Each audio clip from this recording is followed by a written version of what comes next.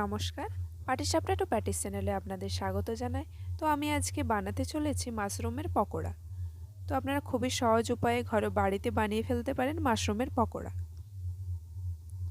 তো আমি এখানে মাশরুম নিয়ে নিয়েছি।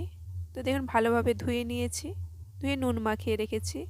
একটি বাটিতে আমি বেসন নিয়েছি, হলুদ গুঁড়ো নিয়েছি, লঙ্কার গুঁড়ো নিয়েছি।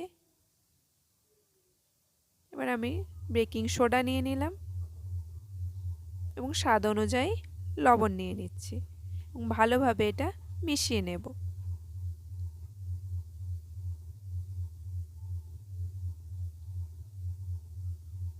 ভালোভাবে মিশিয়ে নেওয়ার পর আমি এটি ভালোভাবে ফেটিয়ে নেব।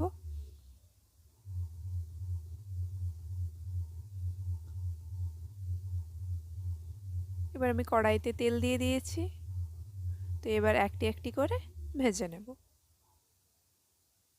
তো খুবই সহজ উপায়ে আপনারাও বাড়িতে খুব চটপট বানিয়ে ফেলতে পারেন মাশরুমের পকোড়া। কোনো ঝুট ঝামেলা ছাড়াই আপনার বাড়িতে বানিয়ে ফেলুন।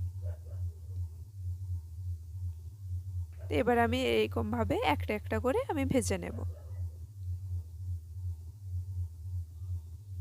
দেখুন বাদামি করে আমি ভেজে নিচ্ছি।